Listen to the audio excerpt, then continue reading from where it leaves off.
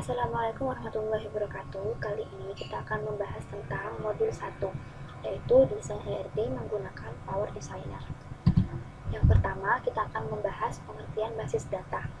Basis data atau database adalah kumpulan data atau informasi yang tersimpan di dalam komputer secara sistematik, yang dapat diolah, diperiksa, atau dimanipulasi dengan program komputer.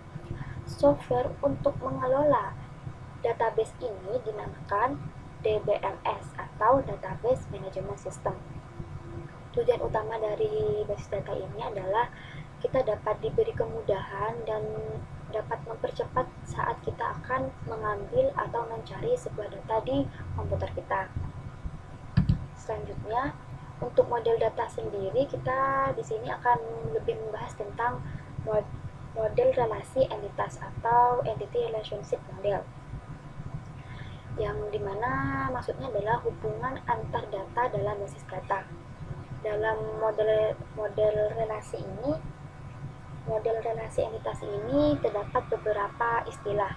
Yang pertama ada entitas. Entitas merupakan suatu objek nyata serta dapat dibedakan dari sesuatu yang lain. Jadi di sini contoh dari entitas adalah ada entitas mahasiswa.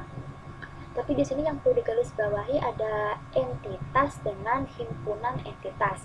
Perbedaannya adalah ketika saya menyebutkan entitas mahasiswa, itu artinya satu mahasiswa.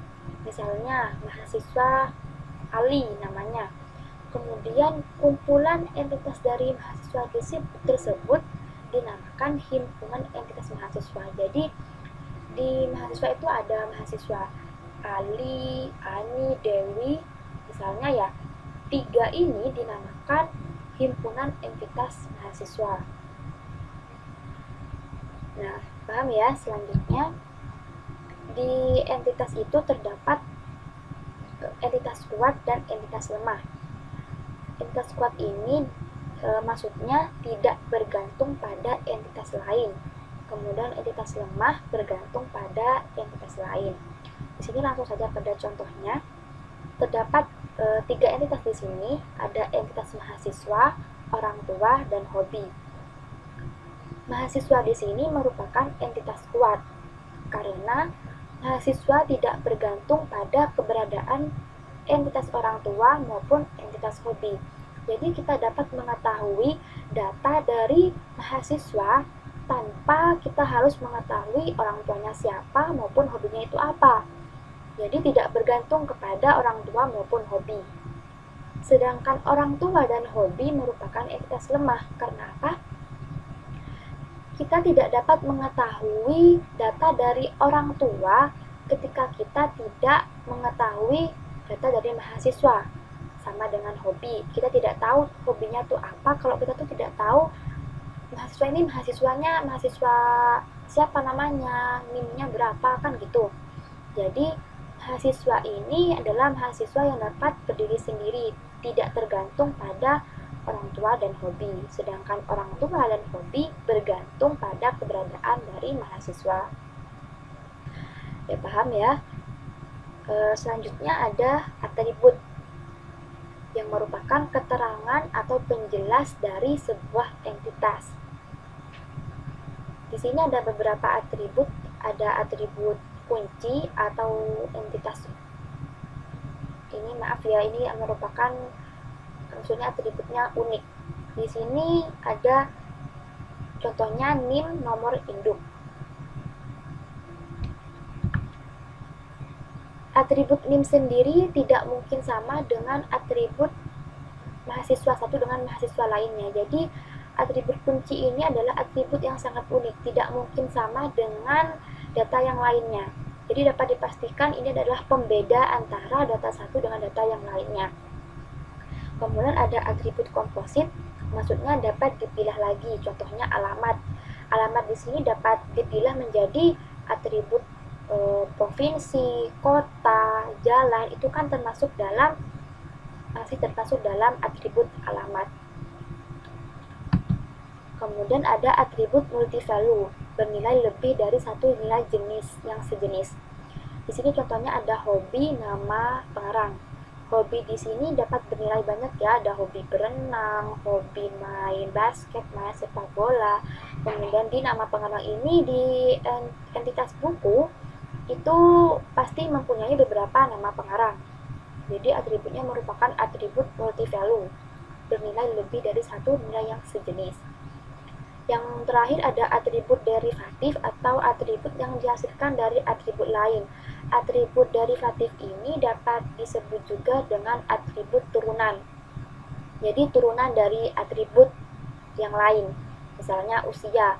Usia ini dapat diturunkan dari atribut tanggal lahir.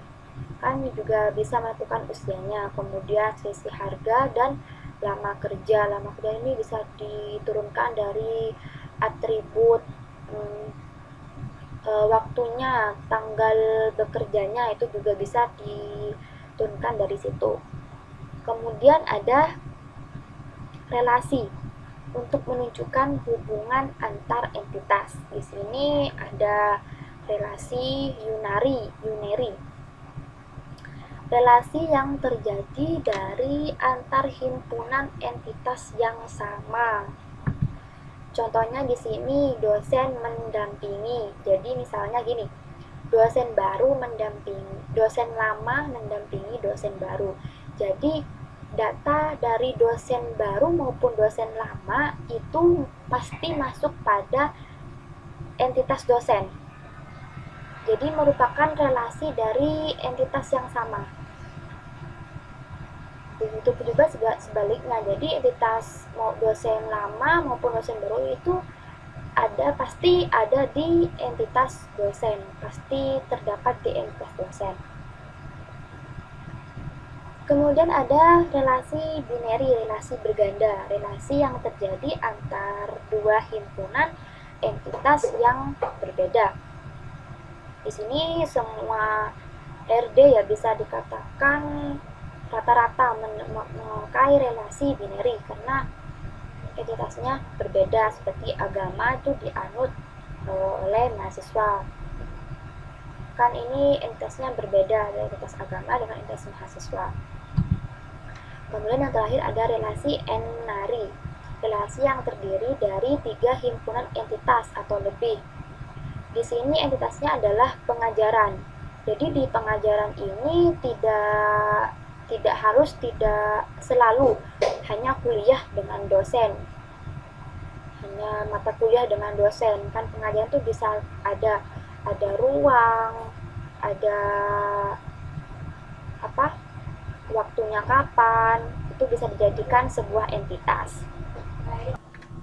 Selanjutnya kita akan membahas tentang batasan partisipasi, yang artinya adalah batasan yang menentukan harus atau tidak berpartisipasinya suatu entitas dengan relasi pada entitas lain. Di batasan ini sendiri terdapat dua, ada total constraint dengan constraint partial. Yang pertama ada total constraint, di sini artinya adalah harus berpartisipasi. Sebagai contoh ada kalimat semua pegawai harus bekerja di bawah satu departemen. Yang perlu digarisbawahi adalah harus. Jadi pegawai di sini merupakan total constraint. Karena apa? Karena semua pegawai harus bekerja untuk satu departemen. Dan di sini adalah kardinalitasnya adalah N1. Jadi artinya semua pegawai diharuskan untuk bekerja di satu departemen. Jadi pegawai di sini merupakan total constraint-nya. Kemudian ada constraint partial yang artinya tidak harus berpartisipasi. Yang contohnya di sini beberapa pegawai mengepalai sebuah departemen. Artinya setiap pegawai tidak harus mengepalai suatu departemen. Jadi di sini yang digarisbawahi adalah beberapa pegawai dan tidak harus. Jadi di sini hanya beberapa pegawai saja atau hanya bahkan satu pegawai saja yang mengepalai suatu departemen. Jadi pegawai di sini merupakan constraint partialnya. Jadi dari dua batasan ini tergantung pada relasi, nama relasi dan koordinatasinya untuk menentukan apakah itu total constraint maupun apakah itu constraint partial. Kemudian derajat atau kardinalitas merupakan jumlah maksimum entitas yang dapat berelasi dengan entitas pada himpunan yang lain. Macam-macamnya ada 3. Yang pertama, 1-ke-1 atau one-to-one.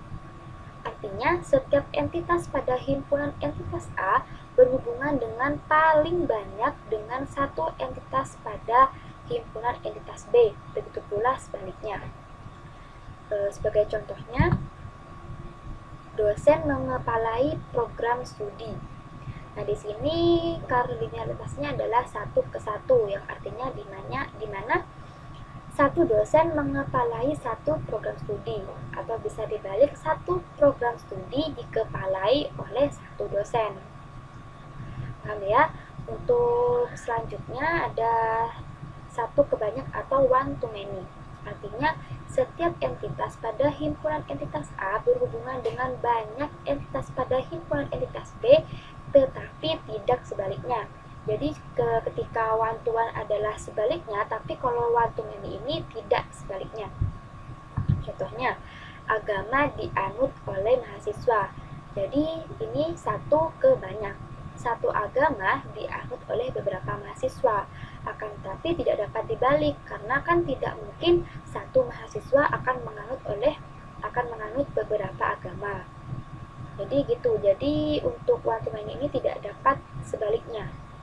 Selanjutnya, banyak-ke-banyak atau many to many.